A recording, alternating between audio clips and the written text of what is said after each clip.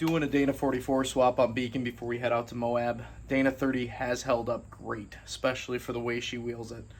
However, once we get out into Moab with the stickier terrain and 37s, I was afraid it just wasn't going to cut it. Beacon is going to end up on 1 tons, yes. These axles are actually slated for another project, but I figured for the trip, might as well give her a little bit more strength. While I'm doing this, however, I did pick up these. So one of the things that she's always she's always voiced concern about is when she's going over kind of whoop sections, especially up in some of the areas that we have here up in northern Michigan. They're it's like a washboard, is she bottoms out. Rough Country released these a little while ago. Yes, I said Rough Country. They released these air bumps a little while ago. I picked them up. They're about $300. I didn't think it was bad, so we're going to give these a shot out in Moab and see how they work for her. They look very similar to the Fox ones that are on Gypsy, so I'm kind of excited to give them a try. So how you do this, you take your coil spring out, you take the isolator out, you measure down 3 inches, and you cut it off, and then you slide this in. Now, I have already flexed this Jeep out. I know exactly what it needs for the 37s not to rub. So what I went ahead and did, if I can find my tape measure that I just had, what I went ahead and did is I measured down to this point on the bump stop. This Jeep will actually flatten those bumps completely out when it's fully bumped out. So as long as I go metal to metal, I'm okay. I am going to give myself a little extra 1/4 inch gap once I set this up, because this is fully adjustable. So I can move this up and down to give her the bump stop that she needs. If you already know what your Jeep's capable of and how it flexes out, not a bad idea to set this up now rather than putting it all together, then going and flexing it out and finding out you need to adjust that, which it's easy to do once it's in the rig, but just trying to save myself an extra little step. Will I probably end up adjusting them farther out in Moab? Probably. It's just a collar you spin up and down, though. It's really simple on these. So I'm going to go ahead and get this cut. I'll show you guys how to do that real quick. We'll slide this thing up in so you guys can see kind of what it looks like. When you do install these, you put them in the coil and slide your coil up and in there. You don't want to put these things in and then try to put your coil in. It's going to fight you. You're going to have a headache. So what you're going to see me do is slide them up and in there, make sure they fit. I'm going to set up my stop at that point. It's just easier to measure. It'll get me close. And then we'll go ahead and put the coil spring back in and the lower bump pad back on, and we should be good to go. So let's go ahead and cut up Beacon.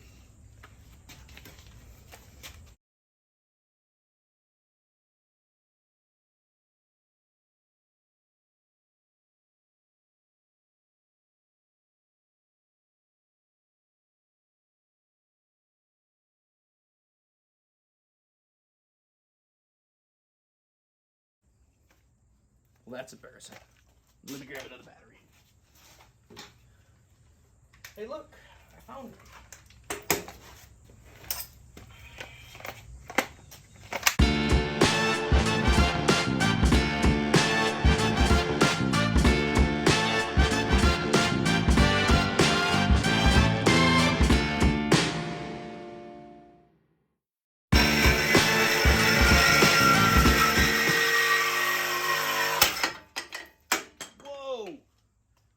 That had some dirt in it.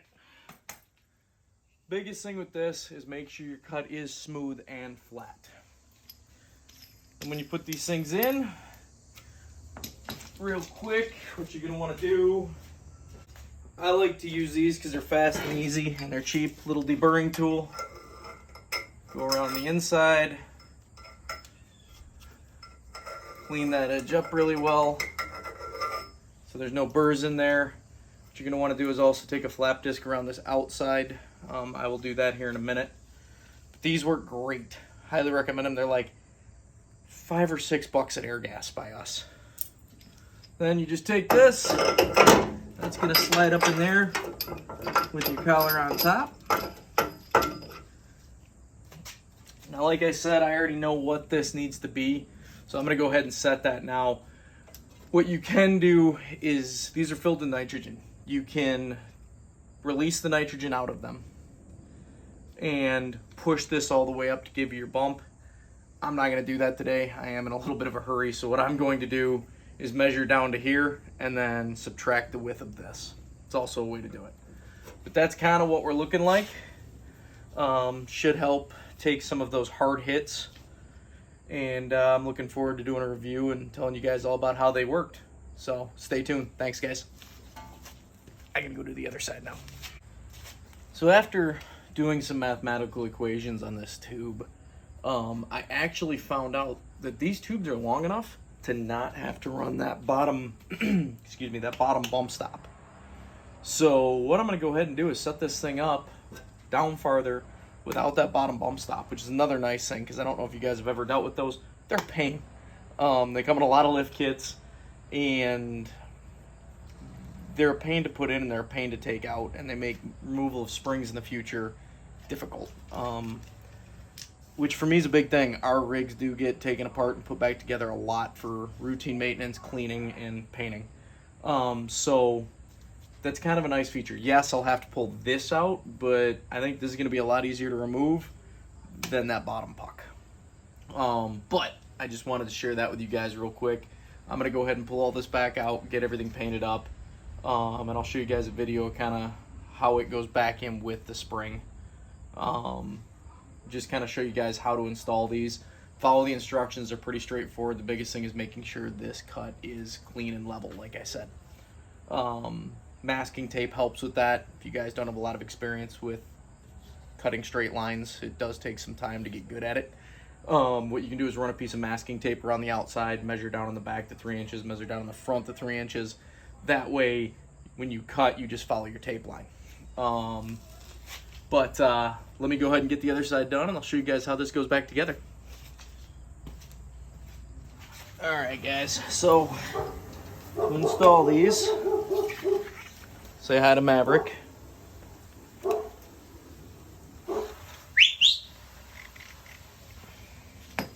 Take this, slide it up into place, slide your can through the spring, up towards the top so it's in there, drop your spring in. Buddy, come on man. Then you take this and you feed it up into your tube, like so. Take your lock ring at the top, slide it over the top. I'm going to go ahead and do the other side, get the axle back where it should be, then I'll make my fine adjustments. The reason this thing's hitting the spring right now is because the axle is far back with how far I've got the suspension drooped out. Just makes installing the springs a little bit easier. But that's basically all there is to it, guys. It's pretty easy. Do not forget to put your rubber isolator back up in here, though. You will hate life if you forget to do that, because your Jeep's going to make a lot of noise. But pretty straightforward, pretty happy with the install. Not bad to do. And like I said, the adjustability I have in this makes it really nice. I can really fine-tune that bump point. Also with these, what you can do is you can change the nitrogen level inside the coilover, inside the bump stop, to allow for softer impacts or harder impacts depending on the terrain you're driving on. So anyway, gonna go ahead and get this thing pretty much buttoned back up. Just wanted you guys to see the install on that. It's pretty straightforward, pretty easy. Something you definitely do in your garage, in your driveway at home, and it should give her a much nicer ride. Stay tuned, guys. Thanks.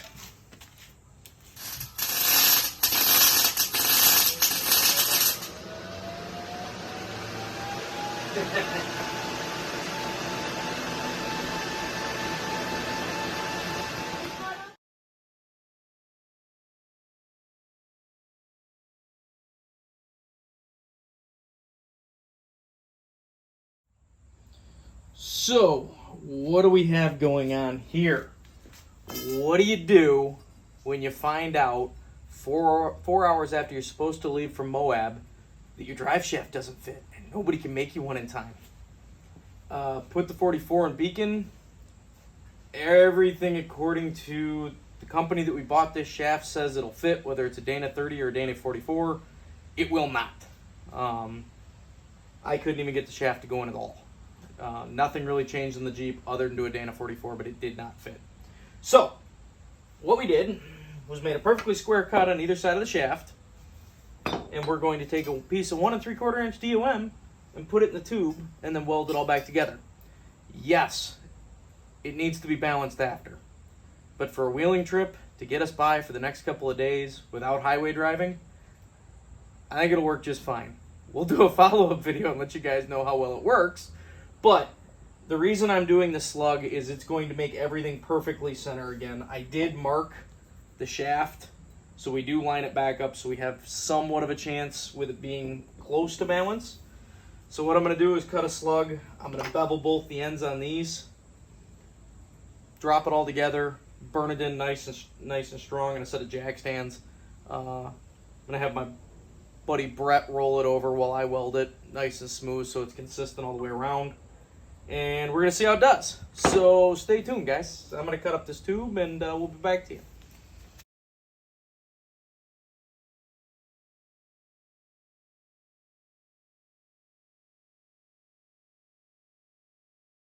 Kind of awkward holding my wife's shaft. Yeah. At least it's nice and big. Please ignore the rusty, really bent up skid plates that I obviously use a lot. Turn it. Let's go. Keep going. There.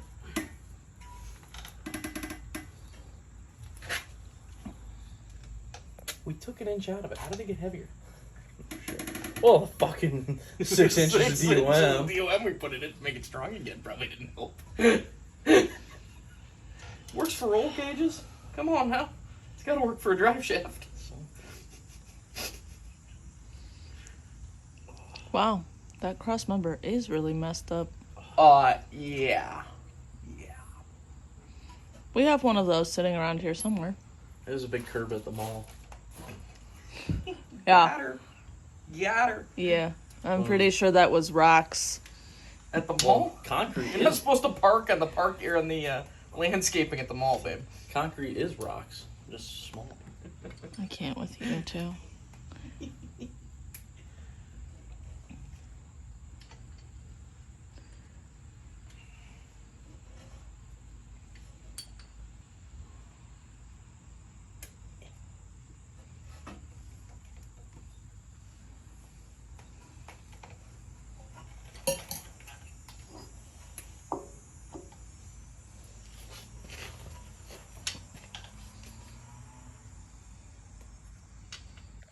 I think we need a bigger garage and a higher lift. What do you think?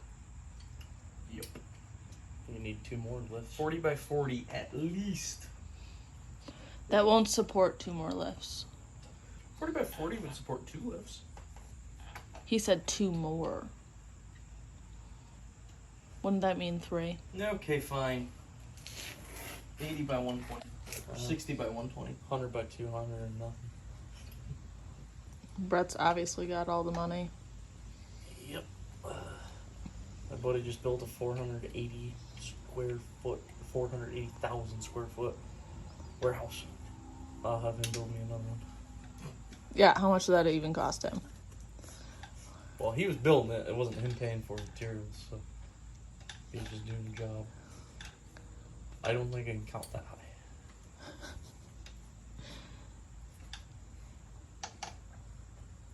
Is my shaft getting really heavy for you? I see you holding it over there on the yoke. Just keep switching arms.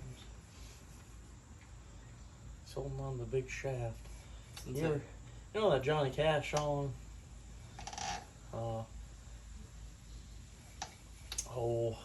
Can't think of the title. I was wanting me one that was long and black. Cadillac song. I'm glad you clarified that.